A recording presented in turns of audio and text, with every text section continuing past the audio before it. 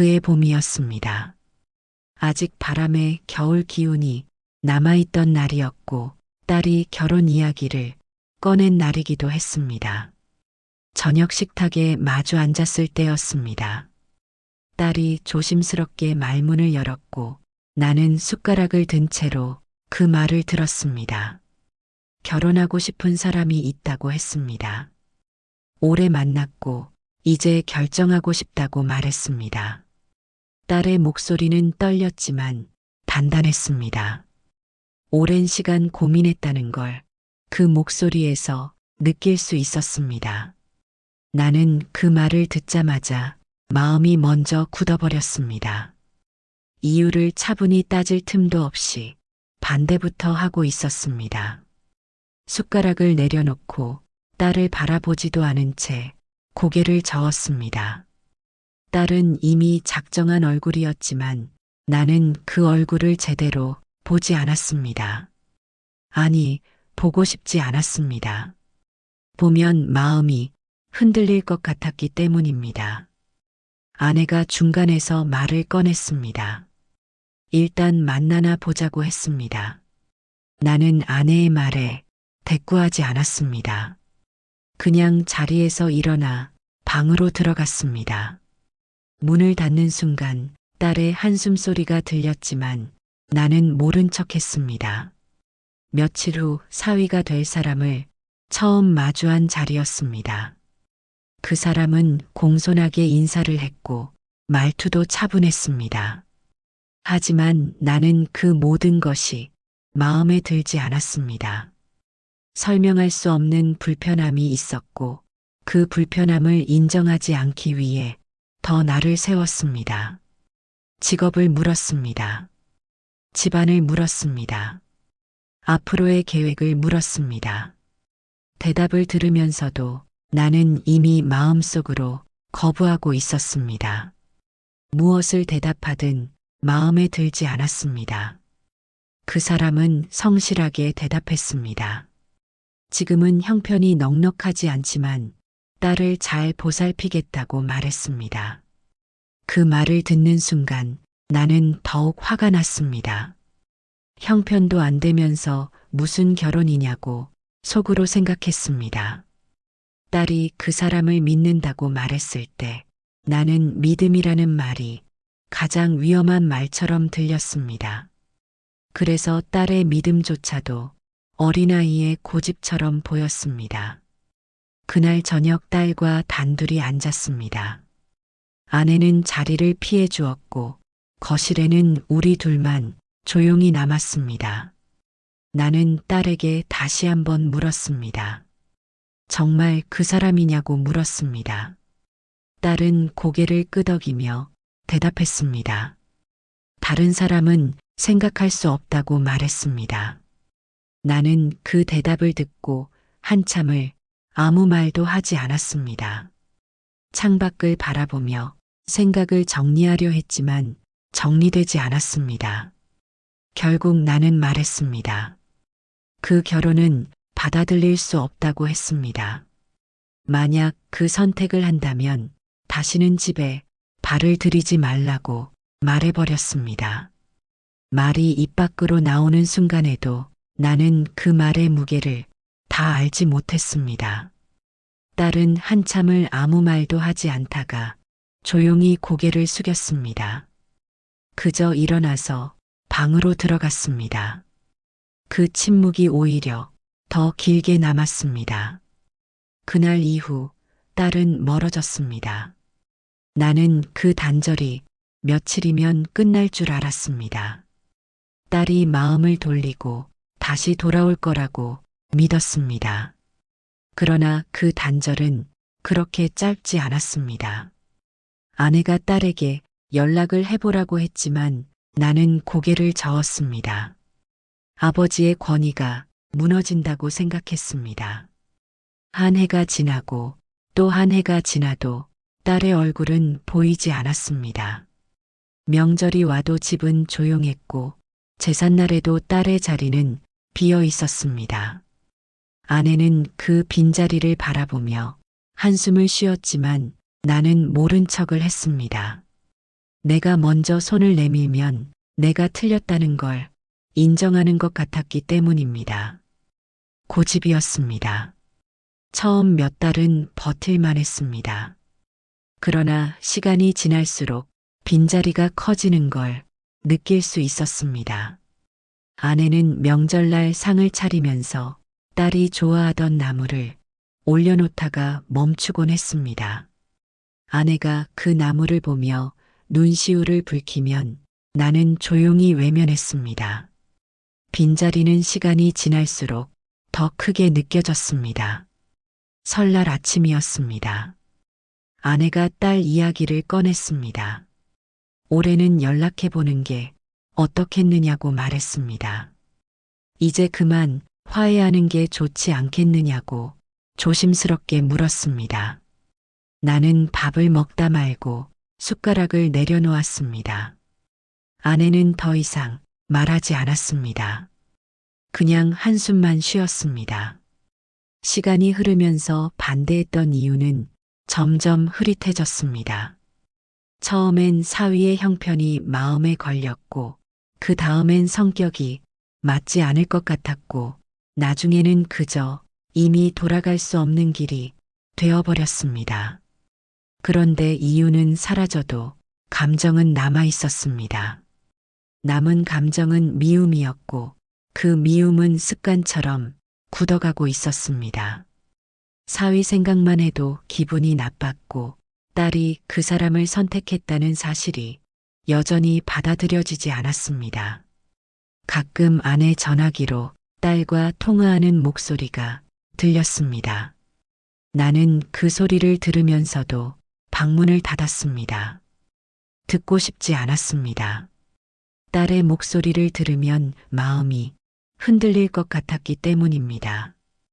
어느 날 아내가 딸의 사진을 보여주었습니다. 핸드폰 화면에 딸의 얼굴이 있었고 옆에는 사위가 서 있었습니다. 둘 다 웃고 있었습니다. 행복해 보였습니다.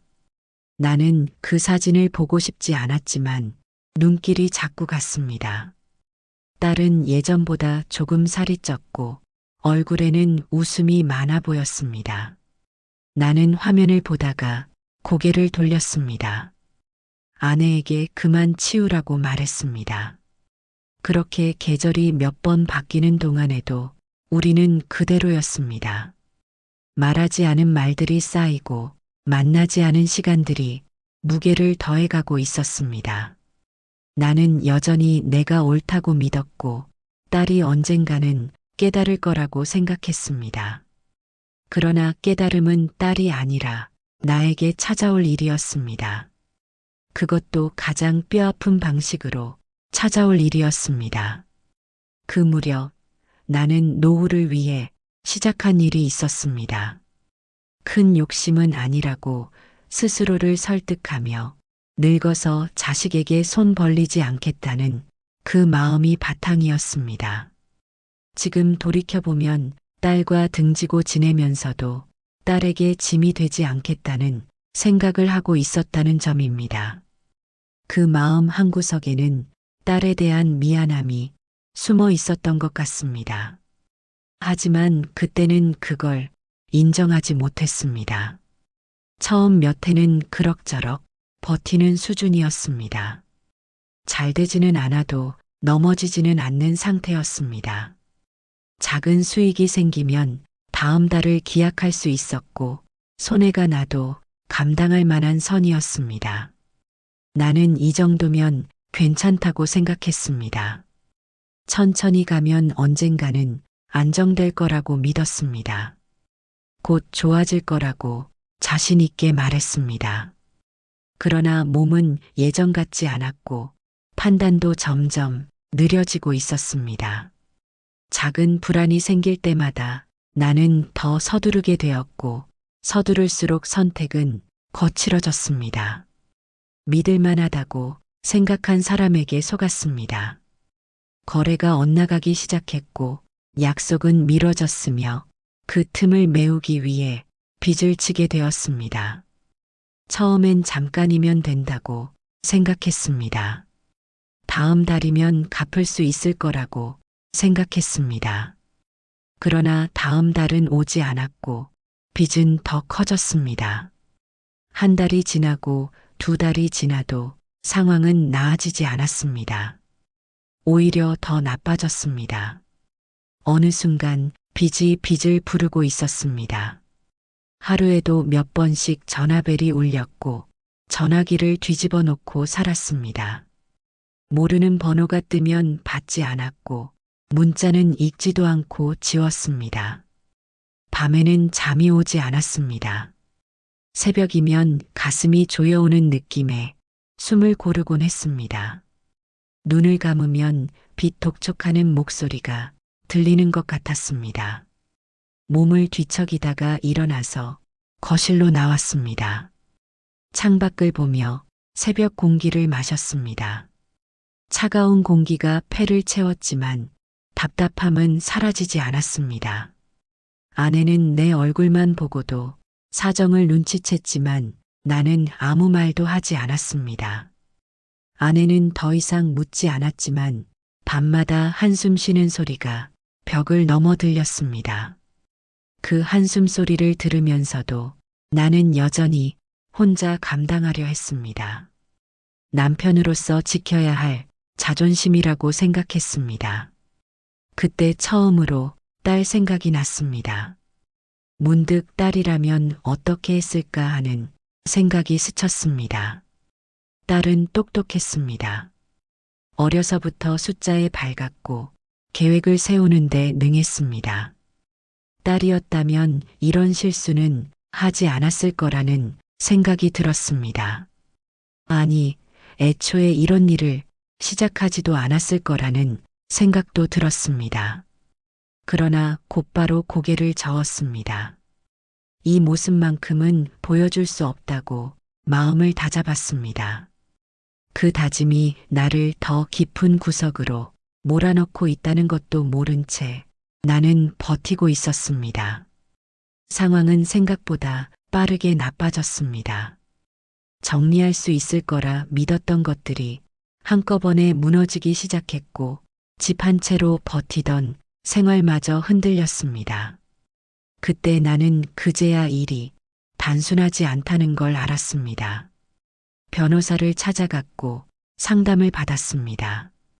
변호사는 차분하게 설명했지만 그 내용은 절망적이었습니다. 아내는 말수가 줄었고 나는 하루 종일 창밖만 바라보며 시간을 보냈습니다. 먹는 것도 줄고 밤에는 자주 깼습니다. 몸보다 마음이 먼저 달아가고 있었습니다. 거울을 보면 낯선 얼굴이 보였습니다. 수척해진 얼굴과 움푹 들어간 눈이 내 얼굴인지 믿기지 않았습니다. 어느 날 아침 식탁에 앉아 밥을 먹는데 손이 떨렸습니다. 숟가락을 제대로 쥘 수 없었고 밥알이 흘러내렸습니다. 아내가 내 손을 잡아주었지만 나는 그 손을 뿌리쳤습니다. 나는 다시 숟가락을 들었지만 손은 여전히 떨렸습니다. 결국 숟가락을 놓고 식탁을 떠났습니다. 그 허전한 어둠 속에서 나는 예전에 들었던 부처님 말씀한 구절이 떠올랐습니다. 집착은 얻고자 하는 마음이 아니라 놓지 못하는 마음이라는 말이었습니다. 나는 그동안 돈을 붙잡고 있다고 생각했지만 사실은 체면을 붙잡고 있었습니다. 내가 틀리지 않았다는 생각을 놓지 못하고 있었고 아버지로서 지지 않았다는 생각을 놓지 못하고 있었습니다. 딸에게 먼저 손을 내밀면 진다는 생각, 사위에게 고개를 숙이면 굴복하는 거라는 생각을 놓지 못하고 있었습니다. 그러나 그 집착이 나를 지켜주지 않는다는 것도 그 밤에야 조금씩 느끼고 있었습니다. 체면은 빚을 갚아주지 않았고 고집은 해결책을 주지도 않았습니다. 나는 무너지고 있었고 그 무너짐을 혼자 감당할 수 없었습니다.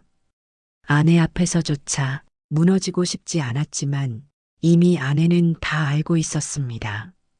세면대에 손을 짚고 거울을 보면서 눈물을 흘렸습니다. 이게 내 인생인가 하는 생각이 들었습니다.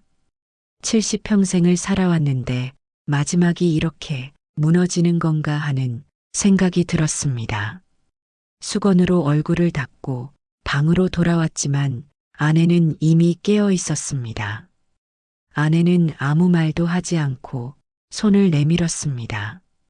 아내는 결국 딸에게 연락을 했습니다. 나는 모른 척을 했지만 아내의 목소리가 떨리는 걸 들을 수 있었습니다. 방문 너머로 들리는 말들이 가슴을 찔렀습니다. 아버지가 많이 힘들어 하신다고 도와줄 수 있겠느냐고 조심스럽게 말하는 소리가 들렸습니다. 나는 문 앞에 서서 그 소리를 들었습니다. 당장 가보고 싶다고 했었다는 딸의 말을 전해 들었을 때 내 마음 한쪽이 무너져 내렸습니다. 등을 돌렸던 딸은 여전히 나를 걱정하고 있었다는 사실이 나를 더 부끄럽게 만들었습니다. 고개를 숙이고 한참을 그대로 있었습니다.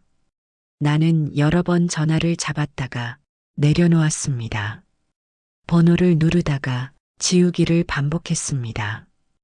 딸의 번호는 여전히 전화기에 저장되어 있었습니다. 통화 버튼 위에 손가락을 올렸습니다.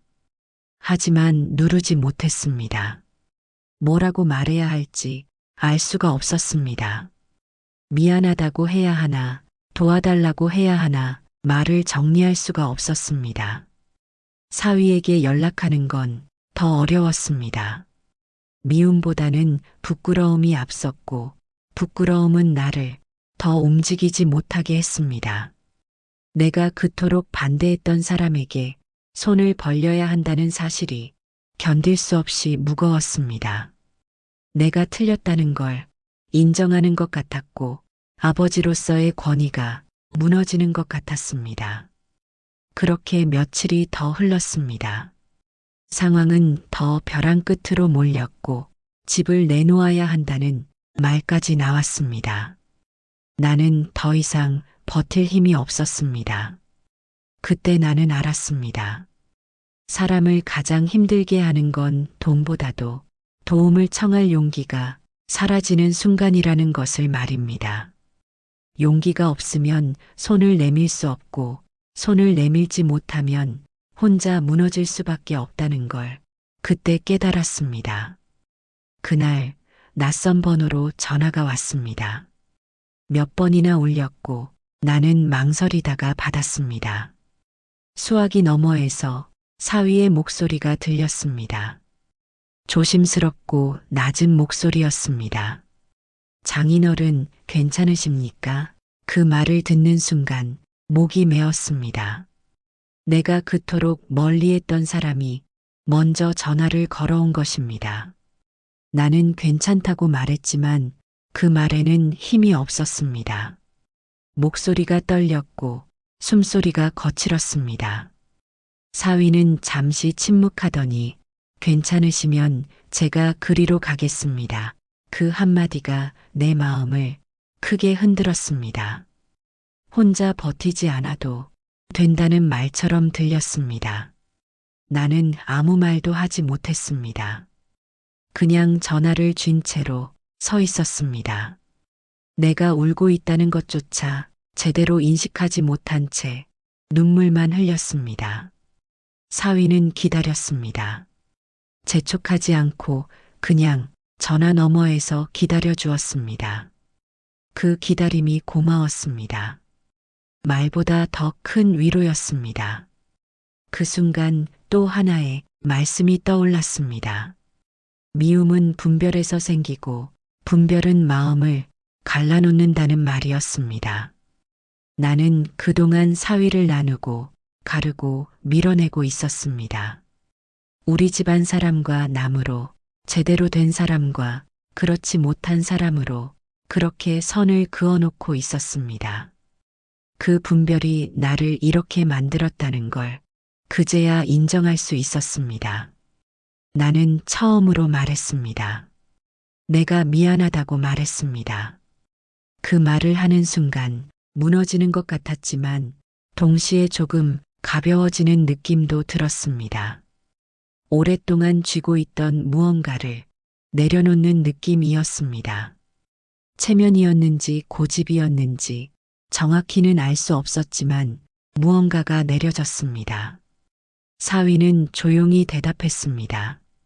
알겠습니다. 지금 가겠습니다. 전화를 끊고 나서 한참을 서 있었습니다. 전화기를 쥔 손이 떨렸습니다. 아내가 다가와서 내 등을 쓰다듬어 주었습니다. 참았던 눈물이 쏟아졌습니다. 몇 년 동안 쌓였던 것들이 한꺼번에 흘러나왔습니다. 사위는 말보다 행동이 먼저였습니다. 그날 저녁 딸과 함께 집에 왔습니다. 딸은 나를 보자마자 달려와서 안겼습니다. 나는 딸을 안고 또 울었습니다. 몇 년 만에 만지는 딸의 어깨였습니다. 예전보다 조금 넓어진 것 같았습니다. 사위는 조용히 인사를 했습니다. 나는 고개를 숙였습니다. 뭐라고 대답해야 할지 몰랐습니다. 사위는 상황을 차분히 살폈습니다. 내가 혼자서는 절대 풀 수 없던 문제들을 하나씩 정리해 나갔습니다. 급한 불을 끄기 위해 자신의 보증을 서주었고 손해를 감수하면서까지 시간을 벌어주었습니다. 그 도움은 계산된 친절이 아니라 감당을 나누는 행동이었습니다. 밤늦게까지 서류를 들여다보며 방법을 찾았고 이곳저곳 연락하며 길을 열어주었습니다. 한 달이 지나면서는 숨을 쉴 수 있게 되었습니다. 집안에도 다시 말소리가 생겼습니다. 딸은 묵묵히 곁에 있었고 사위는 아무 공도 말하지 않았습니다. 그 침묵이 오히려 더 크게 다가왔습니다. 말로 표현할 수 없는 고마움이 가슴을 채웠습니다. 어느 날 저녁 사위와 마주 앉아 술을 마셨습니다. 나는 여러 번 말을 꺼내려다가 멈췄습니다. 무슨 말로 시작해야 할지 알 수 없었습니다. 장인어른, 이제 괜찮으실 겁니다. 나는 고개를 끄덕였습니다. 사위는 아무 말 없이 내 잔에 술을 따라 주었습니다. 나는 그제야 알았습니다. 내가 그토록 경계하던 사람이 나를 살리고 있었다는 사실을 말입니다. 내가 틀렸고 딸이 옳았다는 것을 인정할 수 있었습니다. 그 인정이 굴복이 아니라 해방이라는 걸 그때 처음 깨달았습니다. 지금도 모든 문제가 완전히 끝난 것은 아닙니다. 그러나 예전처럼 캄캄하지는 않습니다. 무엇보다 가족이 다시 한자리에 앉아 있다는 그 사실이 내 마음을 지탱해주고 있기 때문입니다. 딸은 일주일에 한두 번 집에 들릅니다. 사위도 함께 옵니다. 함께 밥을 먹고 이야기를 나누고 웃음소리가 집안을 채웁니다. 나는 사위에게 말했습니다. 내가 늦게 깨달았다고 말했습니다. 그리고 많이 부끄럽다고 말했습니다. 사위는 조용히 웃으며 말했습니다. 가족이니까요 라고 말했습니다. 그 말이 내 마음을 오래 따뜻하게 붙잡고 있습니다. 가족이라는 말이 이렇게 큰 의미인지 그때 처음 알았습니다. 부처님 말씀 가운데 이런 말씀이 떠오릅니다. 내려놓을 때 비로소 길이 보인다는 말입니다. 나는 늦게서야 그 말 뜻을 제 삶으로 알게 되었습니다. 미움을 내려놓으니 사람이 보였고 고집을 내려놓으니 가족이 다시 이어졌습니다. 체면을 내려놓으니 진짜 소중한 것이 무엇인지 그제야 보였습니다. 마음 선방은 이렇게 늦게라도 마음을 내려놓고 싶어 하시는 어르신들과 함께 부처님 말씀을 빌려 그 짐을 조금씩 나누고자 합니다. 이 이야기가 마음에 남으셨다면 어르신들의 구독과 함께 다른 인연으로 이어지기를 바라봅니다. 오늘도 평안하시길 빕니다. 고맙습니다.